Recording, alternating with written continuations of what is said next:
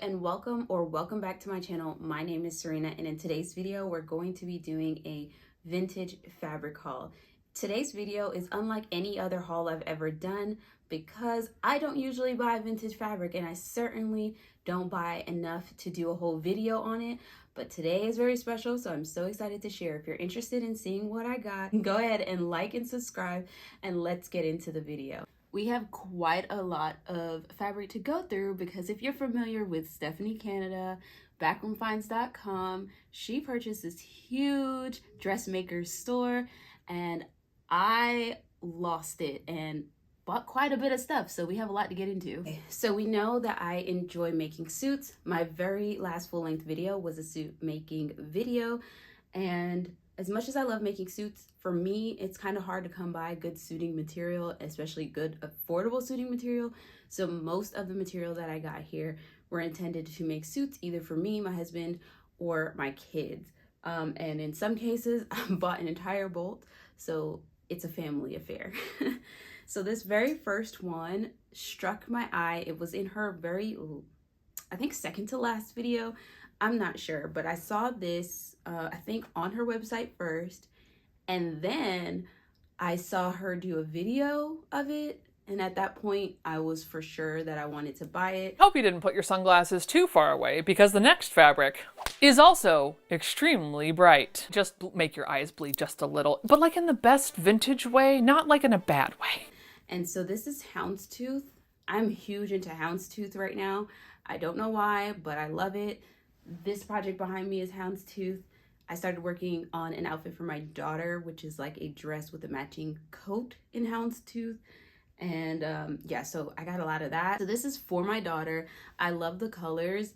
For her, I make a lot of 1960s patterns, a lot of A-line and swing coat styles for her because they're really short and easier for her to run around. And they're quick to make, and they're just not super fluffy, so I think it works very well for a very active child. And I love the coordinating of it. So since this is really bright, colorful, and fun with the houndstooth, it's a nice medium-sized print, and it's multicolored purple, green, and teal.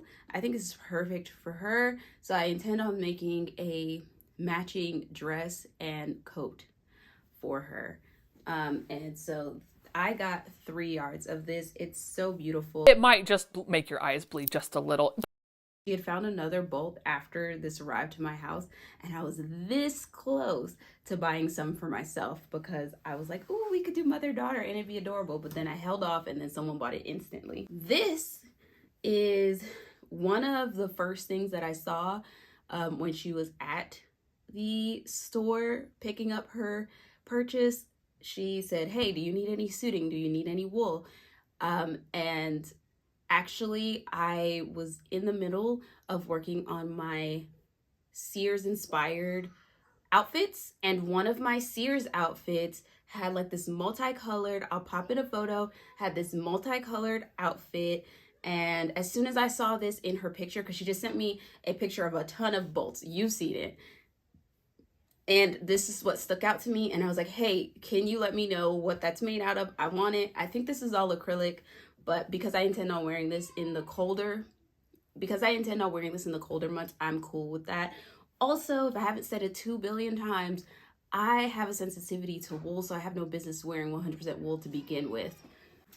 Next up in the large scale bold plaid category, I have this beautiful plaid here. This is a wool blend, and it is green, yellow, red, white. It's beautiful. I really love how bold it is. I like making simple skirts and waistcoat suits.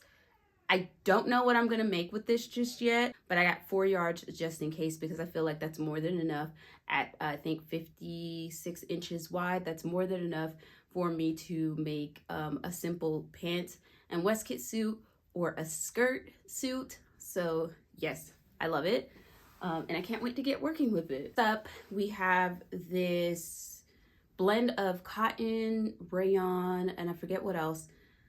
But this is like an olive green and red grid, like window panel type fabric. I love this so much. I feel like this will work extremely well because of the stability of the fabric. It's almost like canvas in weight. I think this will be wonderful for a suit. I've already picked the suit that I want to make it out of. I don't know if I should share it just yet. Maybe I'll pop in a photo. But like, I already know what I want to make with this, and I love it so much. Like, as soon as I saw it in the pictures, I knew I wanted it. But now that it's here in my hands, I kind of want to buy the rest of the bolt because it is beautiful. I actually need to reach out and see if there's more, because I feel like Mr. SewRena would look really nice in a waistcoat and some high-waisted trousers with like a newsboy cap in this, and have like a his and hers suit outfit type of thing.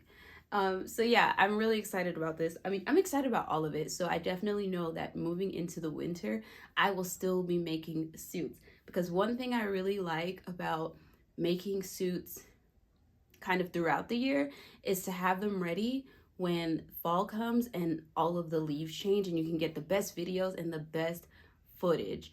And so what I've learned now is to try and work as soon as possible, even at the end of summer, so that you have all of the garments you want for taking those perfect photos. So yeah, at the end of winter, which actually after Christmas and before spring is usually when I get my suit making done anyway, because like winter is still winter even after Christmas, and I have to keep that in my head. So yes, I usually am still making suits after the holidays because I have more time without having holidays to prepare for or sew for. And then that's when I take some time for myself to make some really intricate pieces. So this is an entire bolt of wool suiting. This is one of those pieces that's intended for me and my husband to have matching pieces. I love it so much. It's a plaid. I thought on camera, like not on camera, on the photos, it looked like it had a tiny bit of houndstooth in it, but it's just like a normal plaid wool.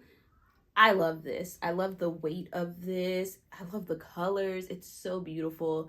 And I feel like we will both get a lot of wear out of whatever I make with this, especially since we're going to be matching. And I think we'll have the coolest photos.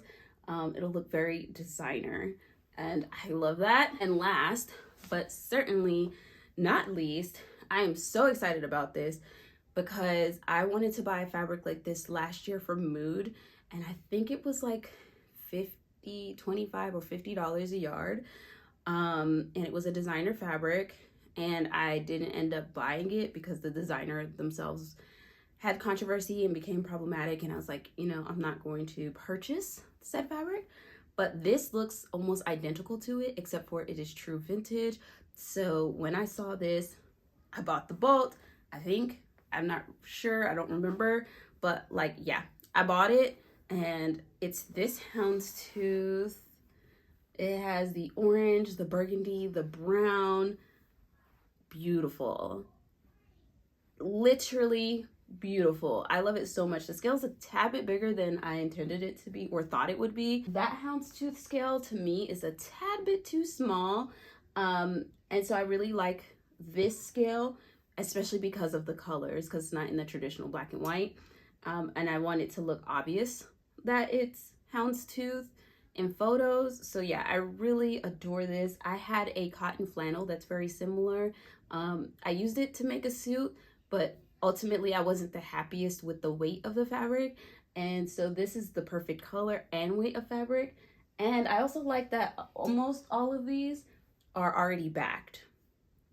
So even though, yes, I do line my suits and things like that, I don't usually line my skirts because I wear slips.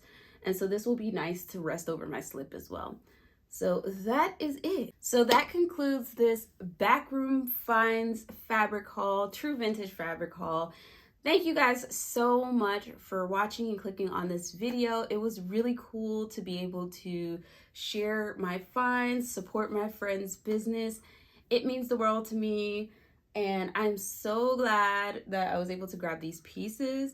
I am so excited to cut into them. I'm usually super, super nervous to cut into true vintage fabric because I'm just like, whenever I do come across it, I'm like, I don't know when I'll be able to come across more. But considering Stephanie has made sure to acquire all the fabric in the world, I'm more comfortable cutting into these because I know that the supply is not necessarily short.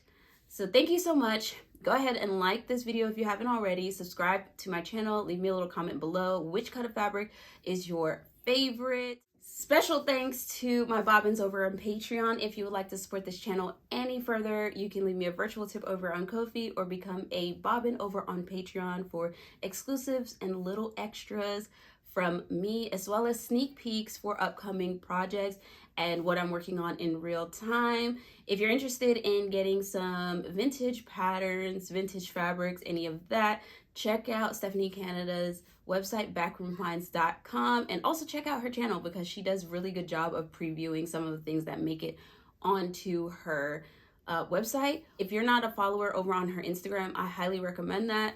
Her Instagram gets me in a ton of trouble because she's always uploading what's newly updated to her website in her stories. So if you're interested, you can keep up with that over there. I will leave all of her links in the description box below, as well as the links on how you can further support this channel. But of course, the best free way to support this channel is to leave me a comment, like, and subscribe. And I will see you in the next one. Thank you guys so much for watching, and I hope you have a safe rest of your day. Bye.